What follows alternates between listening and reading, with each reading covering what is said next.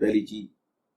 दूसरा, ईशान परब्रह्म परमात्मा ने जो व्यवस्था सृष्टि में लागू की है, सृष्टि की व्यवस्था में कहीं कोई गलती नहीं हो सकती।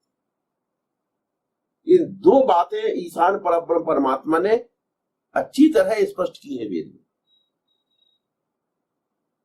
ईशान के स्वरूप में कहीं कोई गलती नहीं हो सकती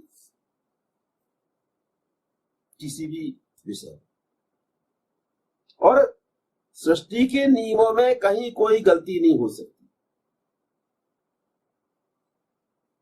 इसलिए एक पक्ष बिल्कुल स्पष्ट, वहां गलती होने की बिल्कुल भी संभावना नहीं। दशमलव शून्य शून्य शून्य अनंत के बाद भी, शून्य के बाद भी एक नहीं लगा सकते यार, इतना प्रतिशत गलती भी नहीं हो सकती, क्योंकि वह पक्ष पूर्ण है। इसलिए गलती केवल एक पक्ष में हो सकती है, और वह पक्ष है हमारा। हमको ईशान परब्रह्म परमात्मा के स्वरूप समझने में गलती हो सकती, हमको सृष्टि की व्यवस्था को समझने में गलती हो सकती, हमसे गलती हो सकती, और हमको अपना पक्ष देखना पड़ेगा, समझना पड़ेगा कि हमने कहां गलती की, और हमें अपनी गलती को सुधारना। तो ईशान परब्रह्म परमात्मा से शिकायतें नहीं हो सकती।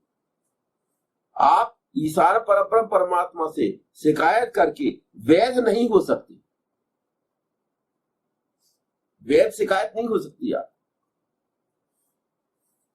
आपको समझना पड़ेगा कि आपको शिकायत क्यों हो रही है। कहीं ना कहीं आपका अज्ञान,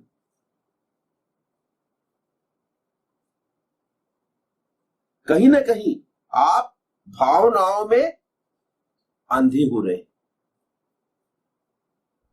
भावुकता में आप अंधे हो रहे, आपकी देखने की शक्ति और आपकी विचार करने की शक्ति कार्य नहीं कर रही। इसलिए आपको ईशान परब्रह्म परमात्मा से शिकायत हो रही। तो हमें अपनी भावनाओं से ऊपर उठकर विचार करना पड़ेगा, सोचना पड़ेगा। जो कुछ भी अज्ञान है, उस अज्ञान को दूर करना पड़ेगा, ज्ञान प्राप्त करना पड़ेगा, क्योंकि यह सुनिश्चित है कि हमारे पक्ष में ही कमियां है, हमारे पक्ष में ही गलती।